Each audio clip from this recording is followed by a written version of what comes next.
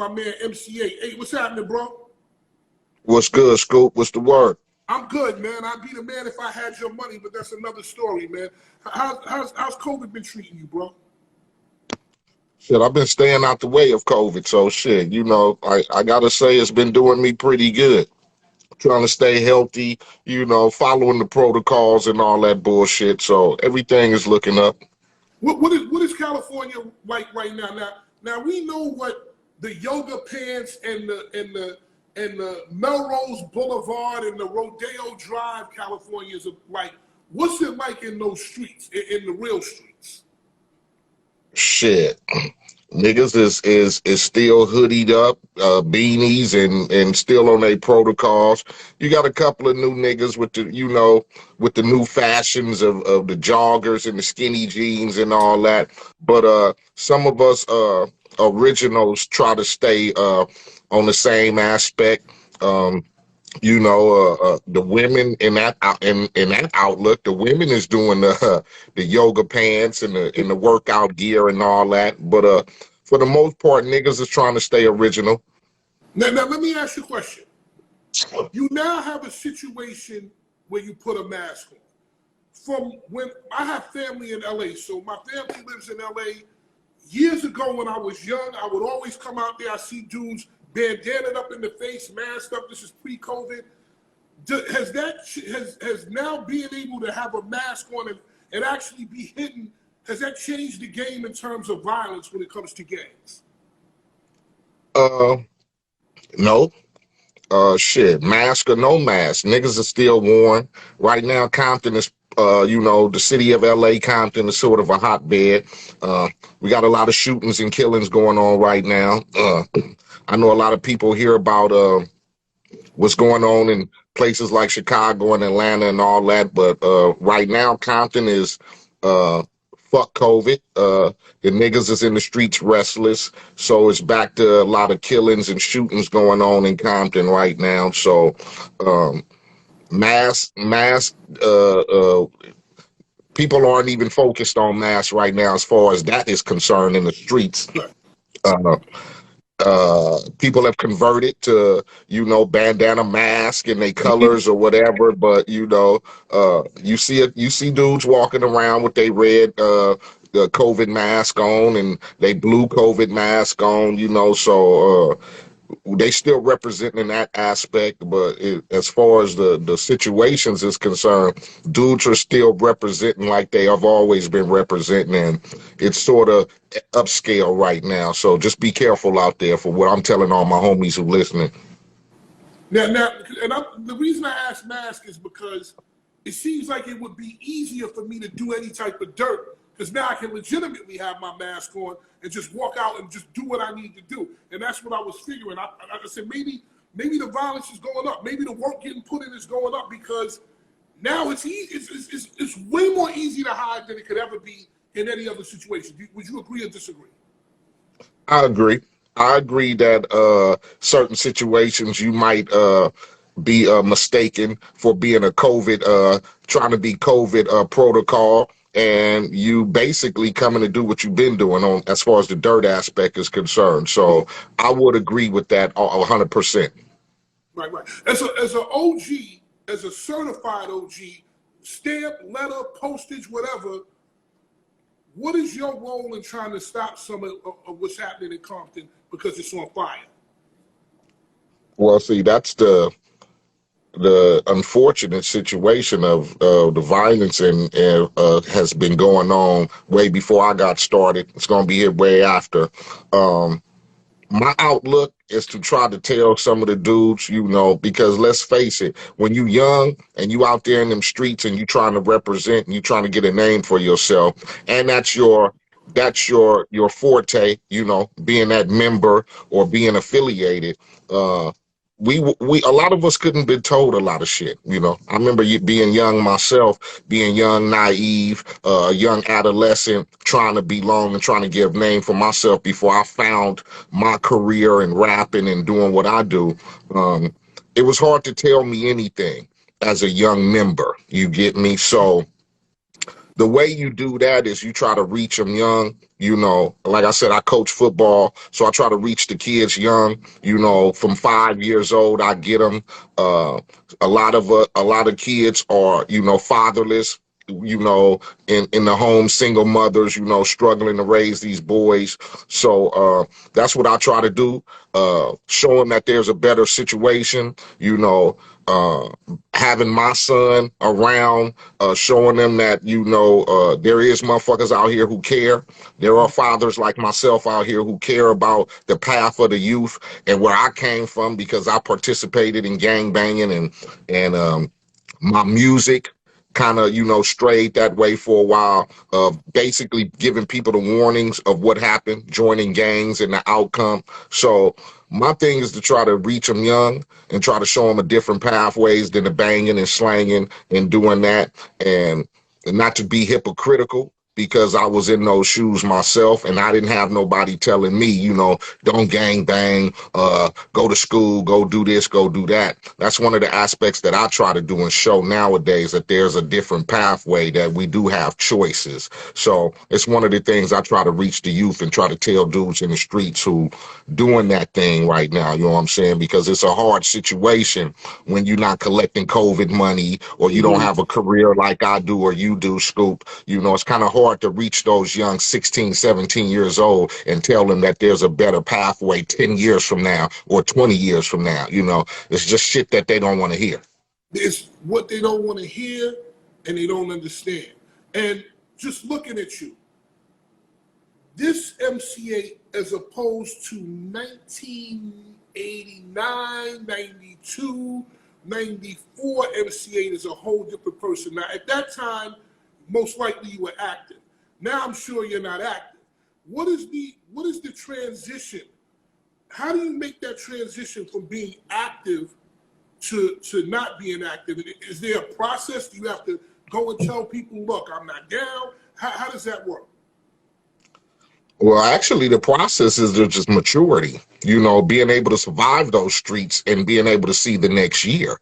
That's what it was for me. By the time when I started gang banging at 14, 15, you know, the aspect was prison, you know, or death, or I'm gonna just stay in the hood. You know, there was no future aspect for me, so to speak. So I guess I could say with me, it came with maturity, being able to see another day, so to speak. You know, I started rapping, and from that, it took me out of the element of being away from the neighborhood on an everyday aspect to seeing, oh, okay, people live normal over here. And, you know, motherfuckers is doing normal shit here, you know. So just with the maturity and growth, having kids and not having to deal with being in Compton every day on the aspect of looking over my shoulder or having to carry a heat. You know, when you move to a different neighborhood and you start associating with different people,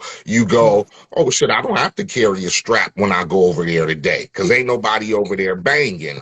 Or when I go over here to do this, I don't have to worry about, oh, well, what color I got on today, because I'm in a different element. And then just with maturity and growth and being able to see another year, being able to have a career and then have children and know that, well, shit, I don't want my son to grow up like this, you know, having to go to school and fight for where he live, and dudes sweating him about where he from and what section he live in and why you wearing that color and where your dad was from or your uncle and where your grandmama used to stay.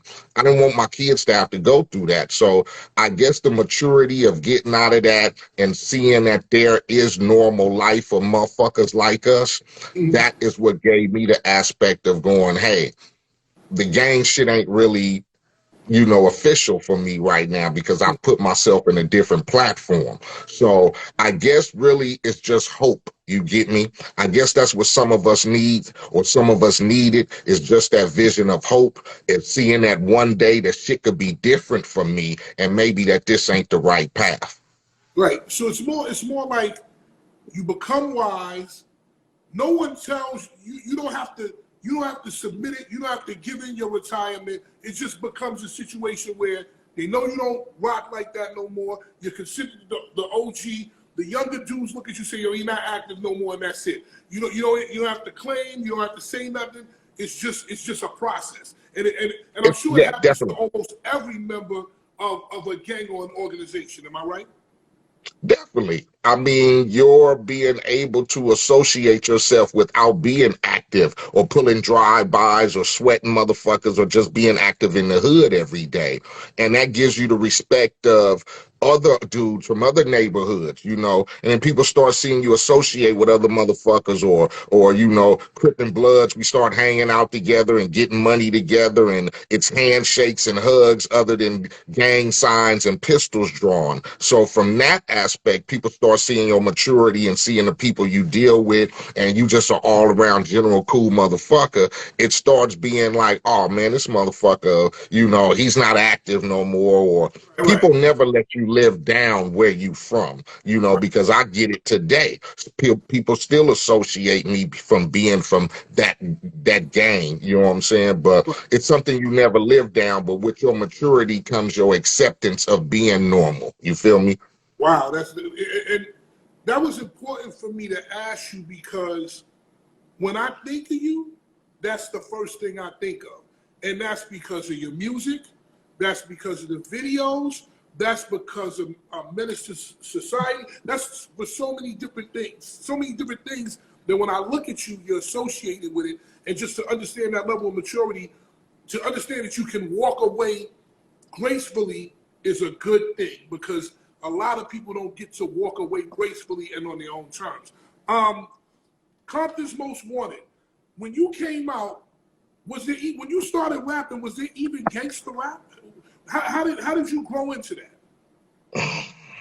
I never considered it gangster rap because in my days of first started, we never basically spoke and claimed particular neighborhoods.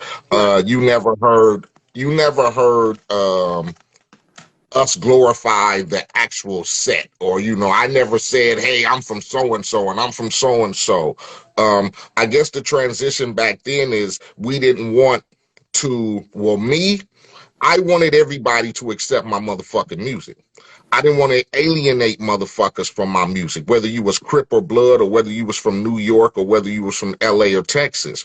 So I never wanted to glorify the actual neighborhood or saying, hey, I'm a Crip, I'm this or that, because I wanted Blood niggas to buy my records. Right. I wanted New York dudes to buy my records. So I dealt with the aspect of just, hey, we from the West Coast, so you should be able to figure it out.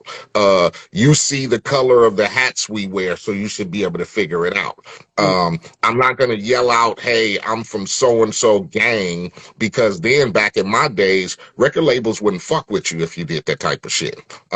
They were petrified if you said you were from a gang. I mean, they knew it. They wanted to exploit it and make money off of it. But as far as how it goes today, where you see the bandanas and the different sets, and I'm from so-and-so block, and I'm from this and that, we couldn't do that shit back then. It wasn't allowed.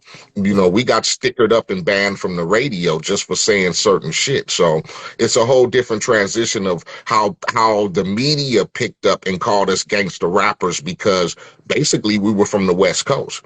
Because you had dudes coming from the East Coast, you know, we had crews and cliques and homies from, you know, the different projects and strongholds and whatever, but they were never considered gangster rappers, you know.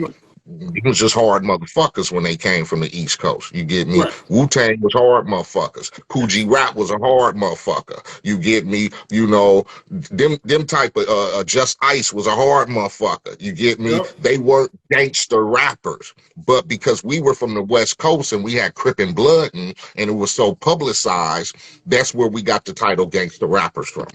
Were you because you just mentioned Coogee Rap. Coogee Rap is probably in my countdown of top rappers ever. It's Rakim, it's Coogee Rap and Kane, and then it's LL, and it goes down and down and down. Were you a Coogee Rap fan, and what rappers did you respect from New York? What rappers were you fans of, being somebody from a whole different kind of vibe or rhyming? Who did you rock with? Who did you love? Well, as a young cat, man, all I grew up on was New York rap. I mean, like again, Coogee Rap was one of my dudes I listened to. Rakim was a dude I listened to. Just Ice I listened to. Treacherous 3 I listened to. Motherfucking Sparky D I Ooh, listened to. You get okay. me? I grew up on New York rap, so that was rap to me. It wasn't a signification of what was what. Them was hard motherfuckers to me, and that's what I gravitated to because they spoke on real shit. So a lot of people don't recognize dudes from that era, and as far as reality rap to me is what they pushed. But like I said, once again, I listen to motherfuckers like Cool C and Steady B and shit Mm-hmm. like that. You Mm-hmm. get me? Them was hard motherfuckers to me, so I gravitated to that type of music when it came to New York rap. That's crazy because just mentioning Cool C and Steady B. Cool C is still in jail Yeah, I know. for that bank robbery. Like that dude is he probably never coming out. It when hip hop started, because I remember listening to a DJ Vlad interview, and you said that in the beginning, hip hop on the West Coast was like comedy rap. Yes, indeed. How did you guys make it from there to and turn that corner? How did you do it? A lot of our rap was, like you said, comedy rap. We had motherfuckers like Bobby Jimmy and the Critters with songs like Roaches and bullshit like that. Um, a lot of our music was techno. Unknown DJ and Lonzo, and everybody know about the Wrecking Crew and shit like that. Um, we had Young MC. And our transition of hardcore, no disrespect, was Tone Loc, Wild Thing, and shit like that. Tone Loc, that was our hard. Um, we started listening to motherfuckers like we had underground niggas. I mean, just like New York had their share of underground, heroes. We had dudes like Toddy T, Mixmaster Spade, Mixmaster Ken, and a lot of those dudes made TDK tapes. And basically, they would just make mixtapes and they would rap off of shit like they would rap off of Houdini instrumentals. They would rap off of like Toddy T had a song called "The Battle Ram" off of the Rapping Dukes instrumental. If everybody remember the Rapping Dukes single, Mm-hmm. okay, that's what we used to do. We used to create our own lane, and then, but we used to bang shit like, Grandmaster Flash. We used to bang Schoolie D. That was our hard shit. And then next thing you know, we got introduced to Ice-T with 6 in the Morning, and then we Mm-hmm. got introduced to King T with Payback Some Mother and You Better Bring a Gun and shit like that. Well, So hold on. from that, Stop. Hey, for anybody that's trying to understand West Coast hip hop, this man is giving you a master class. He's telling you exactly how it went. Because Ice-T and King T, those were like two pivotal records, not only for you dudes, but for the East Coast as well. So you're sitting right. there young, soaking all this up. Keep going, brother. So we got our first taste of Ice-T. He like first records was Dog in the Wax and You Don't Quit and shit like that. And then he came out right around the time when Schoolie D dropped PSK. Ice-T flipped it on us and came with 6 in the Morning. Mm-hmm. Strictly a street record, dope sales in LA County and Daryl Gates and whatever. And then from there we got introduced to Toddy T with the Batarram, and that transition introduced us to Easy and Cube and all them. Cube was working in a crew called CIA, and then from there, Easy was birthed with the 12-inch Boys in the Hood, and from there it just took off. All the crews started forming, from NWA to CMW to low profile WC and the Mad Circle, Ice Cube and the Lynch Mob, and on, and the rest is history. So our transition of West Coast music started from there because, like I said, everything was comical and electronic, and we rocked songs like Siberian Nights and Electric Kingdom and shit like that. Mm-hmm. That was our forte. You know, we had Uncle Jam's Army with songs like Dollar Freak and shit like that. So a lot of our West Coast music was party music and up tempo, fast, comical shit until we got introduced to cats like, you know, Ice-T came with 6 in the Morning. King T came with a lot of his, you know, like I said, You Better Bring a Gun and Pay Back Some Mother. So that introduced West Coast and opened us up to our craft of basically poverty-stricken music of dudes growing up in the neighborhood, police, poverty, you know, living in the projects. And, you know, a lot of people took that as gangster rap. But basically, we were just rapping the systematic shit we were going through. The street shit, regular shit. You walk outside your door and you see that shit. So here you come, and now Compton's Most Wanted is coming on. How do you guys create that group, and how do you get a deal?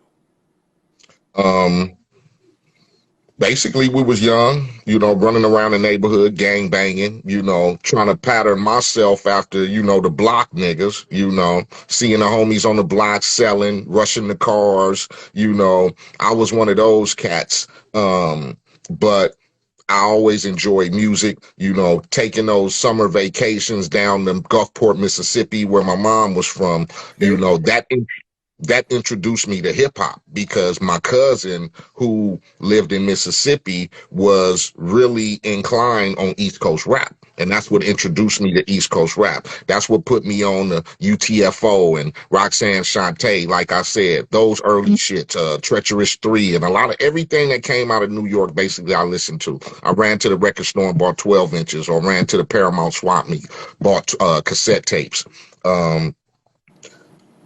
From there, you know, just trying to find my way, gang banging, trying to sell dope, and trying to find a path. You know, you living at home with a single mom, struggling. She wants you to do good, whatever. I'm just trying to find my path. One day, I'm just sitting up, getting motherfucking high in the park, and I started rapping, and the shit started coming to me. So I ran home, grabbed a pen and pad, and started writing shit down. And me and Chill, my nigga Chill, who was a beatbox at the time, me and him hooked up, and we formed Compton's Most Wanted to try to pattern ourselves after NWA because I had just heard Boys in the Hood and those straight out of Compton and shit. So we wanted to pattern ourselves after being another NWA type of group. So we came up with being Compton's Most Wanted. And we just started making demo tapes in the garage, man, making TDK and TDK mixtapes in the garage.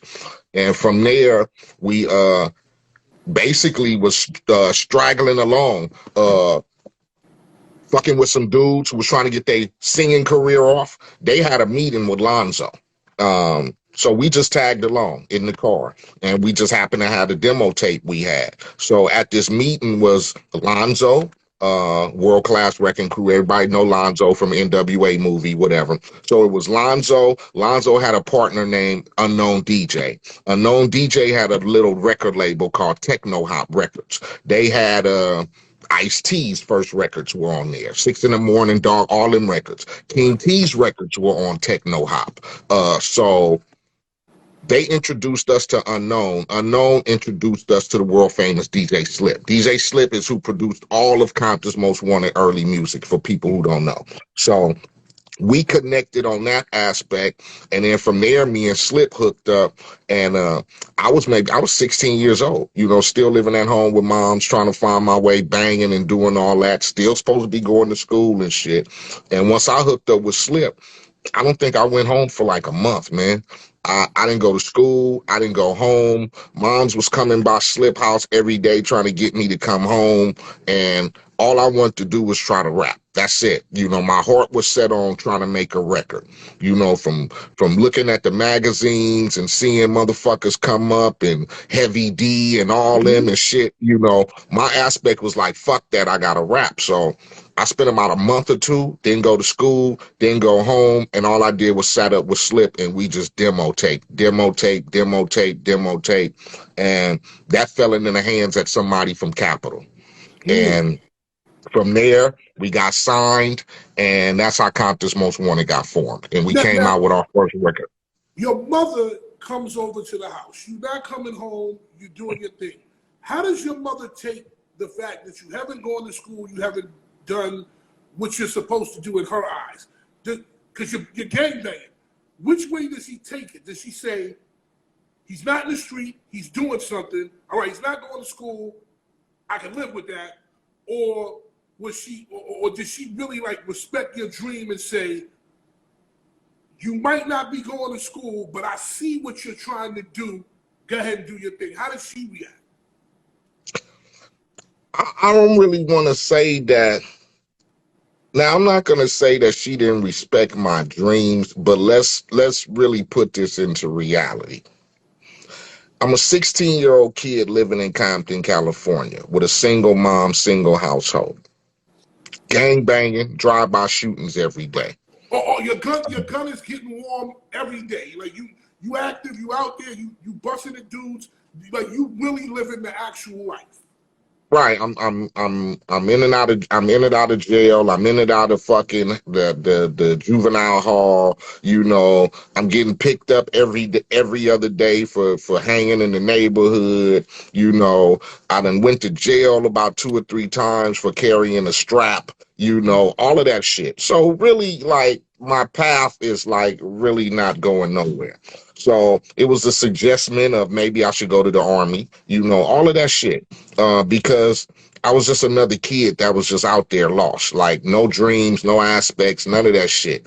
I guess her coming over every day to try to basically to get me to come home was to basically to try to secure my safety in her eyes.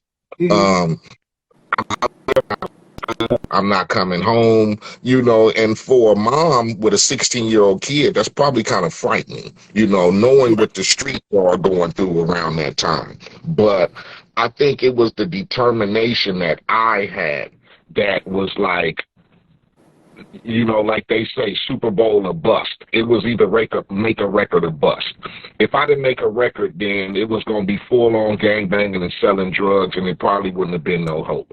So I think with that and her seeing my determination, it turned from bring your ass home, bring your ass home, bring your ass home to, okay, where are you? Where are you? Oh, you over there? Okay. So I guess it started seeing that. Now, I don't know what the fuck is going to happen. Is this motherfucker going to make records and platinum records and be in a major movie and do songs with Kendrick 20 years later? Hell no. She never saw this. But for the fact that it was something that caught my interest and it was something that I was determined, and she saw like, oh, he's over there again. Oh, he's over there again.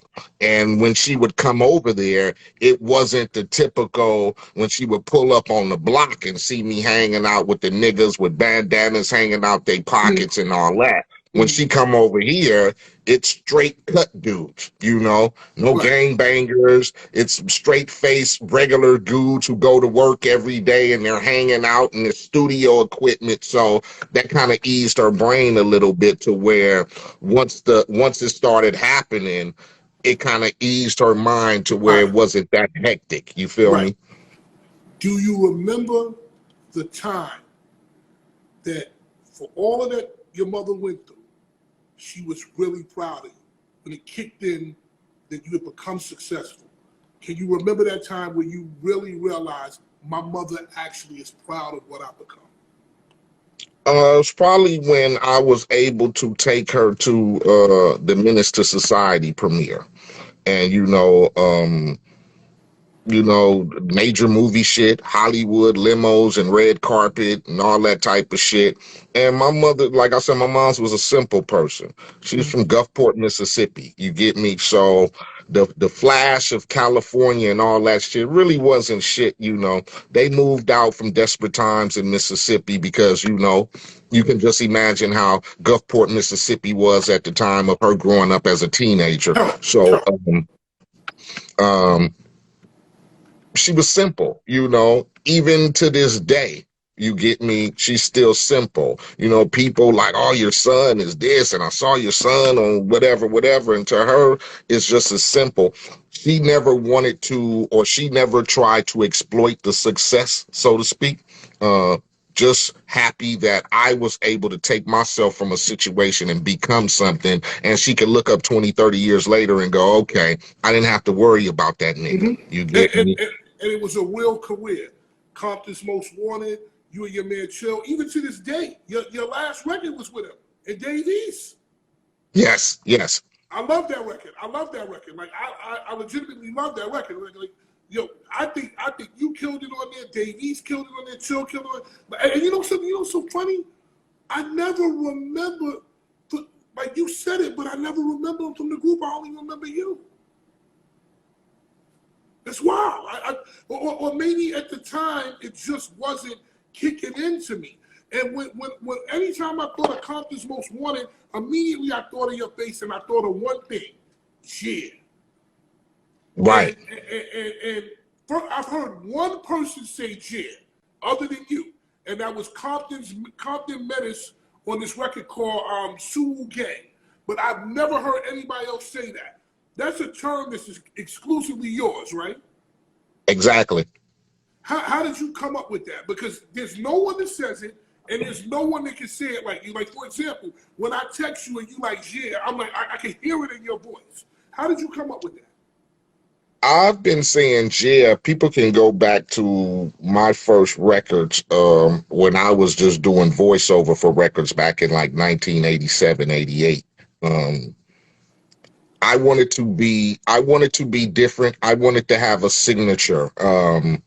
Back in my days when rappers had their signatures, you know, you knew who KRS-One was. Mm-hmm. You know, you knew who Chuck D was. Mm-hmm. You knew who Ice Cube was. You know, people had their monikers, and I wanted to have something that people familiarized themselves with me. So I just started saying yeah back then. I just took the word yeah and just flipped it and figured I'd put it into like a neighborhood form or like a slang word, something that I could relate to and that people would recognize me for. So I've been saying yeah since the beginning of my career. And a lot of people attest to it. A lot of people say, oh, I heard it from this cat or this cat or this cat, or I heard this cat say it. But if you come from my era and you listen to records, and if you want to go back and research as far as you can remember, you can go back as far as the 1987 and you can hear me saying G on records. I created that. I've been saying it since then. And I'm not one of them motherfuckers who look for gratification from it or significant from it. You know, it just lets me know that I did something as far as what I wanted to do as my contribution to hip hop. And it's something that's sustained over the years. And a lot of people picked up on it. And it's just cool for me. I appreciate it. That term, especially, you know, of course, when you deal with medicine society and all that other stuff, yeah is everybody knows that term. Almost like everybody's heard my record, you got $100 bill, get your hands up. Everybody's heard that term. Exactly. Who is the person that surprised you that you said, wait, how does it, why would this person be saying yeah? Like, who is the person you absolutely didn't expect to come to you and say that? I've heard it on a lot of people's records. I mean, from the biggest names, you know, to the smallest rappers. I've heard it from Jay-Z to Jeezy. I've heard it from local rappers to the Olympic swimmer dude who tried to say it was his word. You get me? Anybody like that come up to you, like a swimmer, Olympic swimmer, a movie star, actor, says yeah. Like, what? How do you know that? Right. Like, people are shocked when they hear a lot of people say it and don't give me credit for it. But like I said, I'm not looking for that shit. I mean, people who know me from as far as long as they can know that I started saying the word back when my career first started.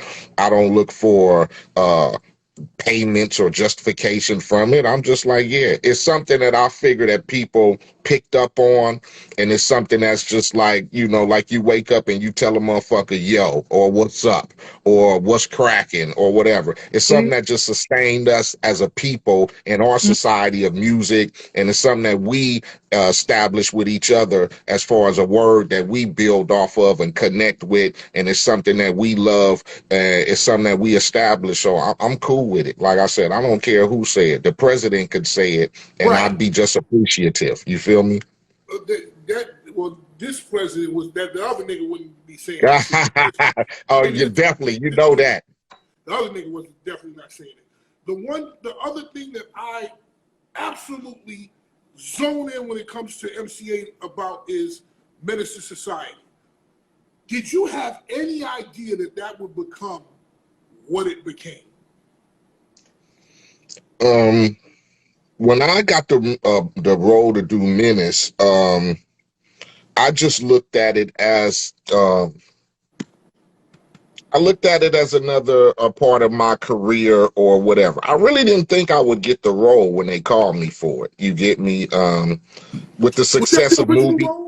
Was that the original role they wanted you to be in, or did they have you for something else and you wound up over there? No, they had me read for that. Actually, they wanted Ren for the role, but I don't think Ren could obligate to doing the role. So I was basically the second, third choice, maybe the third choice.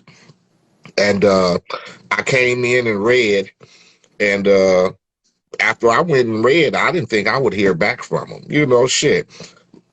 At that time, I was working on my record Music to Drive By. Uh, I was still in the streets, so to speak. I wasn't giving a fuck about no movie. You get me? I'm like, whatever. So they called me, and they called me back, and then they called me back a third time. And I'm like, why these motherfuckers keep hitting me? And then they called me while I was on tour and said they wanted me to come do the role. To me, I looked at it as just a side part. You know, I wasn't Tyron. I wasn't Lorenz. You get me? I just figured I was just an extra. You know, I could remember lines and shit. So that's what I figured they gave me the part for. I could remember lines. Bro.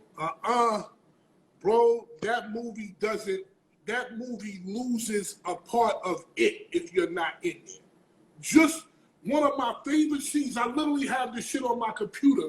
It's literally, I just listened to the shit. When y'all were in the car and y'all were listening to Al Green,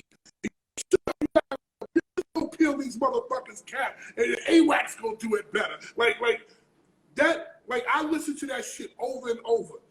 You didn't even know what you were doing. You was that just all energy from the streets, or they coached you? That was just, how did that happen? honestly, it was just being me. I mean, I didn't look at this shit as acting because, like I tell motherfuckers all the time, we did that shit on a regular. You get me? Riding around in the car, like that. We did that shit every day. Niggas was heated. We rolled around. We rolled through enemy neighborhoods. We rolled through the streets. We rolled through places where we wasn't supposed to be at. And niggas was always on guard. Scenes that they gave me weren't difficult to me because it was shit I saw every day. Growing up at 14, 15, riding in the back seat of the two homies, you know, that's 19, 21. I'm 14, 15 in the back seat, and we riding through neighborhoods like, oh, it's the enemy neighborhood. Like, we pulling up at gas stations in the enemy neighborhood. So all that shit was like, it was reality for me. Like, oh shit, we did this shit yesterday. And even though I'm in this movie and I got a major record out, I'm doing this shit every day. When I leave this fucking movie set, I'm going straight to the neighborhood, and we jumping in the car, and a motherfucker might see me at the gas station 4 deep with niggas and go, oh man, I seen your video last night. I'm still feeling like I'm active in the neighborhood. So doing that movie was simple to me. They tell me, hey, Eiht, what about this shit? And I'll be like, hell no, we don't dress like that. Here, wear this or put this on. And then most of my shit was ad-libs when I could. When I would read the script and I would tell a motherfucker, oh no, man, we don't do shit like this, or we don't talk like this, or we don't say like this. So I felt like my role was sort of some of that reality relief of Tyron, who was an actor, Lorenz, who was an actor, and you know, motherfuckers who was actors. I wasn't no motherfucking actor. You know, I just left the neighborhood and pulled up to the set, put on my Pendleton and khakis, and then it wasn't no like, oh, let me jump in the character. I'm Mm. already in the character. I just left the neighborhood with two Right, niggas shot at me on the way over here and shit. right. So it was reality for me, and I think that's why when I was reading for them, they saw that. And, they saw my videos and they saw my interviews and shit like that. And they saw this motherfucker still in the streets. Like, so I think that's what brought that character to life as far as the movie is concerned. Cause I just felt like I was just any other average nigga who was still in the neighborhood like that. Right. Now you might have been in the neighborhood. Did you have a Desert Eagle like that? Did you have a Desert Eagle like that, or you never had no desert? That Desert Oh Eagle no, was no, just I had a Desert Eagle. I bought a Desert Eagle. Like basically I went, there was places you could go where you didn't have to have IDs and shit to buy pistols. So, I would travel to them places and yeah, I picked up a Desert Eagle and I would have my Desert Eagle at the set because of that. Woo! Yeah. Man, listen, you get hit with that Desert Eagle, it's over. It's over. Oh no, That that shit. motherfucker was big. It was big as a Desert Eagle 357, and that motherfucker was huge as a mother. When I say huge, the barrel on that motherfucker was Was huge. huge, huge. And then I don't know if it was an ad lib, but when you stood over the dude and you were hitting him, you said, "Yo, come on, came and stab out, nigga." Was that written or that was just on you? No, that was all ad lib. They didn't. I don't even think they expected me to unload the whole clip like that. Right. So I just took it upon myself in a situation like that. You got no remorse. So I'm gonna make sure if I hit a nigga, I'm gonna make sure he ain't getting back up. So I'm gonna stand there and I'm gonna unload the whole motherfucker. And then that's what we gonna tell niggas, just get the fuck up out of here. You get me? Right. Because we trying to get up out. It's real scene right there. You get me? So, like I said, a lot of the shit was ad lib because of just being in the reality of seeing that situation, being in those situations, and not to, say whatever, but coming from that element of growing up in the hood every day and gang banging and seeing that reality, that movie. I just felt I was just bringing some kind of authenticity for my role. Well, Not to you say that Lorenz wasn't a shit or Tyron or whatever, but those were actors, so to speak. And I was just trying to come from an aspect of it's really niggas like this in the real neighborhood. You feel me? right. So they were like legitimately acting, and you were being you. Did it ever get to a point where it got scary for them? Like, wait a minute, did they get like that? Because you could feel how real that was. You could just feel it. You know when you see what you see. For them, they were I, acting. I, I think that the reality of shit that I was able to smoke real weed. You get me? In that scene when we rolling in the car, they tell me, "Oh, you got some weed?" I say, "Yeah, I got weed." They say, "Oh, roll up a real joint and smoke it," because they knew that was my reality. And it was funny because Lorenz and Tyron looked like, "That's real weed you smoking?" I'm like, "Yeah, motherfucker." So you see them smoking, but they pretending, they Mhm. pretending when you think I'm really smoking. I think it was the reality of me being able to express real shit was really kind of maybe shocking, like, damn, man, they letting the motherfucker do real shit right here. And oh, you got a real gun on the set and shit like that. Like, yeah, motherfucker, this lifestyle ain't to play. And when we filming in Watts and shit like that, and we filming in neighborhoods, and they seeing real Grape Street niggas walk up, and motherfuckers is associating with real gang banging niggas and shit like that, that was kind of reality for them. Like, these streets are real and shit. This ain't no acting. It's really niggas out here like that. So, and for the fact that we were able to shoot in them neighborhoods and niggas gave us, the ability to come over to their neighborhood, shout out to the Grape Streets and shit like that, because in other situations, it probably wouldn't have went down. So they were in the jungle. Everybody that was in the jungle was not an animal. You like were the only person in there that was legitimately an animal in the jungle. Everybody else was just in the jungle and cut and get the fuck up out of here. So you were comfortable. Maybe they were not as comfortable. I'm pretty sure it was some situations where cameramen and key grips and people like that were probably a little uncomfortable when we went to the projects and shit like that, because the scenes, like I said, where they were in the projects, that was the real Jordan Downs. It was real Grape Street gangbangers. You know, it wasn't no actors. You know, they allowed real motherfucking niggas to be a part of the extras on the set. So I'm probably sure being in that element was probably a little uncomfortable, but when you incorporate the people of the community and you incorporate motherfuckers who really live in that life, and you show them and you talk to them about what's going on, and you basically accept them for who they are, and then you let them be a part of what you're doing, then it makes it a little bit more comfortable, and it Mhm. made it a little bit more easy to work, you know what I'm saying? Because you got to reach out to motherfuckers like that, you know, because you got to understand what's been fought for over there, what's been fought for in these neighborhoods, what niggas have died for in these neighborhoods, and we don't want it to be exploited like it's some movie thing, like it's some shit motherfuckers come in, make $1 million off of, and run back to the hills, and then we're left over here with this depiction of it's just fucked up. So you have to be able to reach out to niggas like that, and I think that's what made it a little bit more easy to go into places like that and film and get those scenes that they wanted. Right. Now, speaking of that, because you said that people run in, they live a life that they're not really doing, and then they leave the hood to be the hood, and it's still real over here.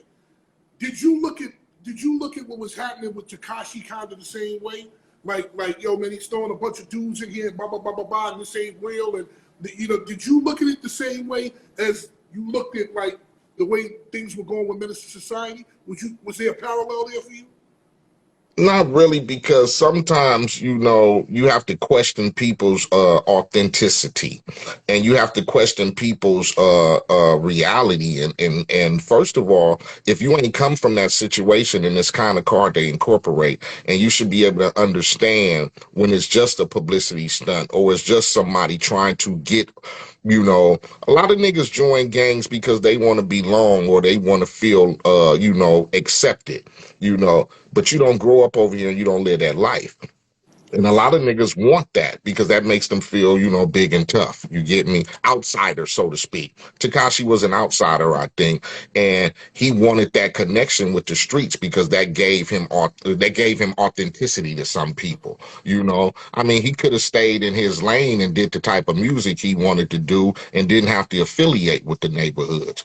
But some people feel affiliation with the neighborhood gives you that extra power, gives you that extra step, gives you that protection. It gives a lot of it gives a lot of niggas courage. You get Mm, me? definitely. And I think that's what it was. You know, he wanted to be known as somebody that was, you know, original, or somebody who had that heart. You know, and sometimes, you know, it's out of place, you know, to want to belong to something that you don't know what the struggle is. A lot of people want to buy their way into that struggle, and I think that's where he got caught sidetracked, because the reality of it is, if you don't really know niggas like that and you don't really come from that turf, then you got to expect motherfuckers like that to turn on you in a situation. You feel me?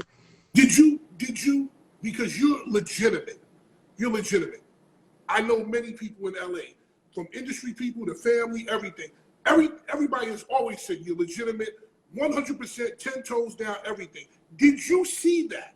Could you look at that and see that dude don't match? It's not adding up. Maybe these are extras. Could you see it, or you didn't catch it?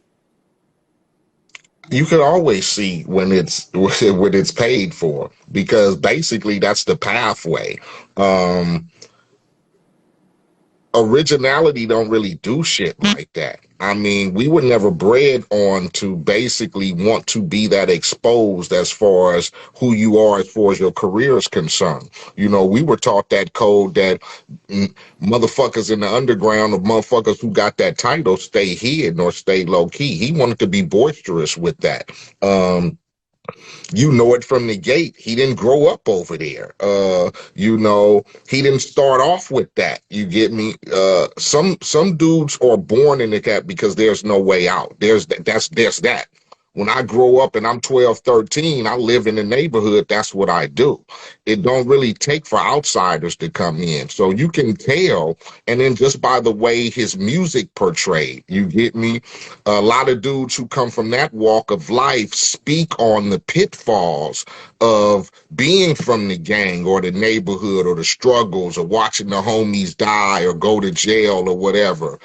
I mean, everything was fun and games and laugh and cheerful and, nothing made sense. So you already knew from people who come from the real walks of life from that aspect, we already knew that was a gimmick or it was a publicity stunt, so to speak, but you can't question other people's neighborhoods and what they're about. I've never been into that. I've never been even into questioning a dude's authenticity. I mean, if y'all as a gang or neighborhood say that that's what it is, then who am I to say fuck that? No, it ain't.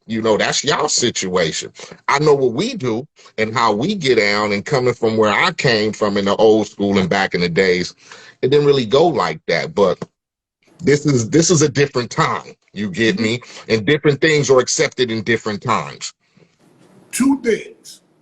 Number one, did you see the feds coming? Right?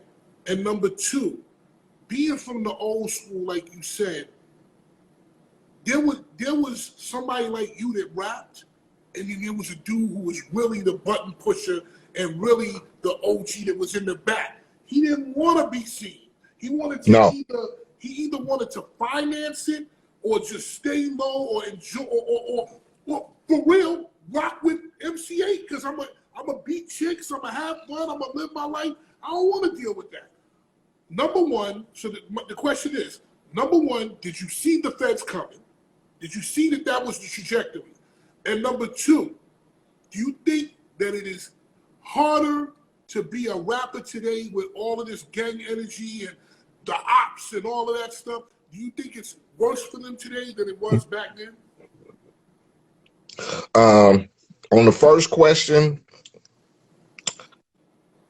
you got to always think when you're in that lifestyle, like the real underground, whatever, dealing, whatever, you always got to understand that the police is always watching. Feds always watching. If you're in that lifestyle, if you claim to be in that lifestyle, third shit, if you all on, you're a famous motherfucker and you claiming to be in that lifestyle and whatever, you got to understand they watching.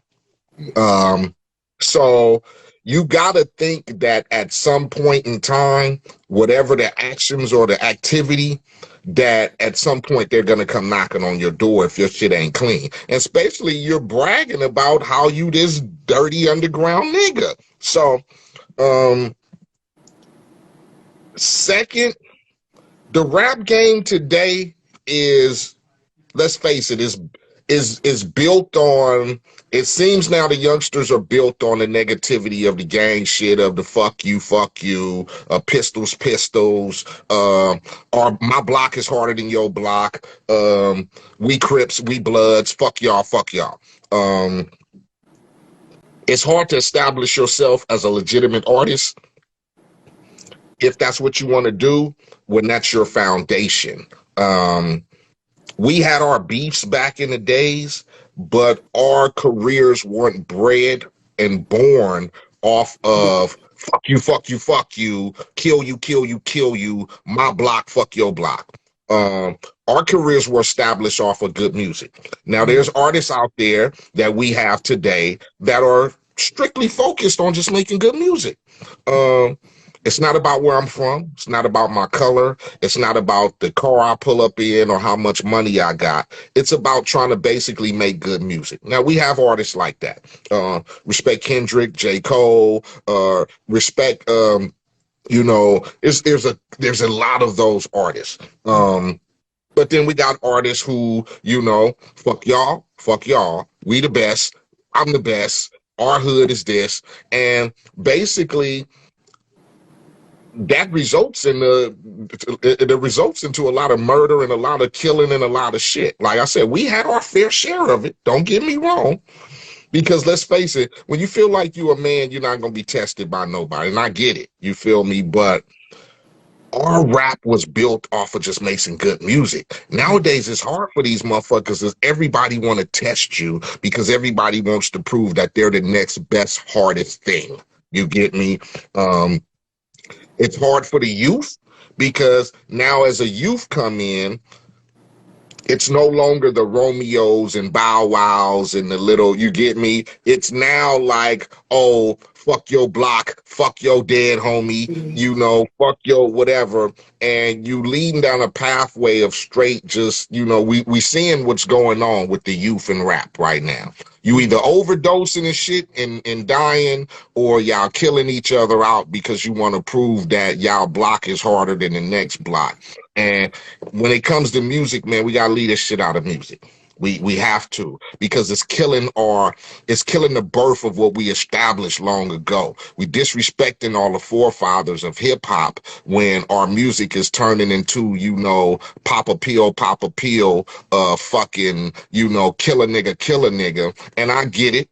A lot of us established off of, I don't want to be hypocritical and not to say that I didn't depict some of that music, because the music I spoke on was basically the lifestyle that I grew up on, the struggle I grew up on when I made records like Drive By Miss Daisy or albums, music to drive by. But, you know, when I made songs like Straight Up Menace, it was to show you the pitfalls of going through that. When I made songs like Growing Up in the Hood, it was to show you the pitfalls of being a successful drug dealer and a gang member, but then here comes the police and the death and then whatever. So you decide what's worth it, you know. So it kills the aspect of it. And I feel that it kind of disrespects the struggle we had with just trying to establish hip hop in the beginning. I mean, because you remember, you from my era, and you listen to those early records and shit. It was hard for us to get a break as hip hop artists. It was hard for us to get played on radio. You know, we couldn't get videos played. I mean, every time you said damn or shit, you got banned and shit. You know, so it was hard for us to establish this lane that is so open now with the fucking YouTubes and Spotify's, and you don't have to go through the labels anymore, get approved and all this. So we have to start respecting the music in the whole, you get me, or we gonna turn it into nothing. And that ain't what we started rap for. That ain't what hip hop was established for. You know, it was established for the expression, the graffiti, the, you know, the popping and the break dancing and all that. You know, that's the era I come from, and I kind of want to keep that, you know, even though I'm from the West Coast and my music took you on a struggle path of brothers who came from, you know, not so good living. It still was formed in the nature of hip hop, and I consider myself a hip hop artist. So, it's east, west, north, south. It's all the same shit. Exactly. All the same. It's all the same thing. I was talking to Paris Johnson today. Paris Johnson used to work for Interscope, used to work for Columbia, whatever. The first record that ever broke format, ever got played in the daytime, hip hop record, was Regulate by Warren G and Nate Dogg. Nate Dogg. Just like you were saying, there was a time you couldn't get it on the radio. There was a time you said, damn, you weren't even getting. They were taking your record and throwing that shit over your shoulder. So I think I do think that, listen, and 100%, we're both in the same space. Look, I talk about twerking, I talk about all that shit, but I'm not talking about no sucker dick challenge. I think, you know, we've all played our part in it a little bit, but I think that it's going way too far. And now we may sound like old ass men saying that, but it's being said from a sensible place. So that's where I'm at with it. Finally, man, tell us what you're working on right now. Of course, you know, I know you got the record with Davies. I love that record. Like, I fuck with that record on YouTube. I love the video. I like the whole shit of how you did it. What else are you working on? You know, I dropped the record Lessons. It's been out for a little bit. It's still going. Like you said, I got the video with Davies. I got a video with Conway. My boy Primo. Shout out my boy DJ Premier. You know, always love. Right now, I'm doing a Gangster Chronicles podcast. We just got picked up by Eiht and Charlemagne, Black Effect Network. Okay. So you can catch us. You can catch us every Thursday on the Black Effect Network on the Gangster Chronicles podcast with me, my boy Mob James from Death Row, and Oh, my wait, boy wait, Big hold on, Steel. wait, hold on now, hold on now, hold on now. Let me write that shit down. Hold on now, sir. That's what Thursday when? Thursdays. You can check us out on iHeartRadio, Apple Podcasts, whatever, Black Effect, Charlemagne the God Network. It's called the Gangster Chronicles Podcast with me, my boy Mob James, and my boy Big Steel. It's going pretty good. Been having some you can catch us some pretty good topics, man. We don't glorify, just if you hear the name Gangster Chronicles, people get, confused. But we basically interview dudes who have been in the struggle and basically who have been done time in prison, got fucked up, got fucked over by the system, for whatever the cause. And they out now, and we want to basically provide their stories to give insight to the youth and to people to show, what you can turn yourself into after coming through a life of struggle and a life of, dudes have been fucked over by the government and the system and having to do all this time in prison. And then they come home and they start these youth programs to try to get to the youth and all that. So our show is about basically trying to give these dudes who have been deemed menaces to societies a chance to try to redeem themselves and tell their stories and tell what they're doing now. And so that's what we're about on the Gangster Chronicles podcast, man. So check us out. Now I'm on that. I'm on that. Are there any rules with how y'all are interviewing people? Because I know you got Mob James on there. I think you and Mob James talking together. I definitely want to be a fly in the room to hear that. Guarantee. I definitely want to be a fucking fly in the room to hear that. So you'll definitely hear from me. Are there any rules like you won't take dudes and snitch or how you do it? What's the protocol? Man, we don't really have no. Our only rule is that we don't want dudes coming on our show to state their nature of beefs with other cats. Our platform is strictly about redemption and about, what we can do for the youth in these situations nowadays, and basically to inform you about the laws. A lot of these dudes who have been in and out of prison on different charges that, like some of these cats who have been to prison on fed charges for weed, and now you got all these dispensaries popping up now. So a lot of these dudes who are trying to get their charges wiped back out and being able to open dispensaries and do all that. So we got a lot of informative stuff. So it's no rules. It's just no phony shit, no wannabe shit. And we just want to deal with real authentic dudes. We don't give a fuck if you're a celebrity or you just the average Joe who has been fucked or has done time and has something to tell the youth of today about your past and what you've been through, and anything informative that you can try to help the pathways of some of the brothers out here who are still locked up, who are still fighting charges on some of the situations that we have had to deal with over the years. So yeah, that's it, man. Just don't come on them shows saying, hey, we got beef with the niggas across the street and fuck them dudes down there. We don't allow that. And if you come on our show and you got information or you want to speak on somebody, just know that we're going to give that dude a chance to rebut you and to present his side of the story. We all about fairness and shit, but that's it, man. I got you. Listen, I'm definitely gonna be there for that. Oh man, I'm gonna be there. I'm gonna definitely be. I'm telling you, I'm going when I get off. I'm going to fuck with. I'm gonna go fuck with that and sign up. Is it active now or it's coming? It's active right now. It's up and running right now. The Gangster Chronicles podcast. Check us out, man. iHeartRadio, Apple Podcasts, iTV, all that, man. You can check us out. Gangster Chronicles podcast once again. Final question: how did Charlemagne come to you? How did that wind up happening? Basically, the Gangster Chronicles was already up and running. It was Mob James. It was Reggie from Death Row. Yeah, and it was another cat. And I basically went on there to do an interview. Reggie, and I don't want to get sidetracked, but let's all give a prayer out for Reggie because he's fighting COVID right now, real hard. So prayers out to Reggie and his family, whatever. But Reggie had to go sit down for a minute, Yeah. so he had to leave the show. And whatever happened to the other host, who knows? I don't know. But at the time, they were working on a deal with Eiht. So my man Steele, who's one of the producers for the show, uh, him and Charlemagne contacted Steele, and they got to working on the deal for Black Effect and Eiht. And at the time, I had just did an interview for the show. I wasn't a host or anything. I just came on as an interview, as a guest. And it went real good reviews for the show. Charlemagne saw it. So he talked to Steele, and he told Steele that before they got ready to do the deal to come over to his network, that he felt that they needed another co-host.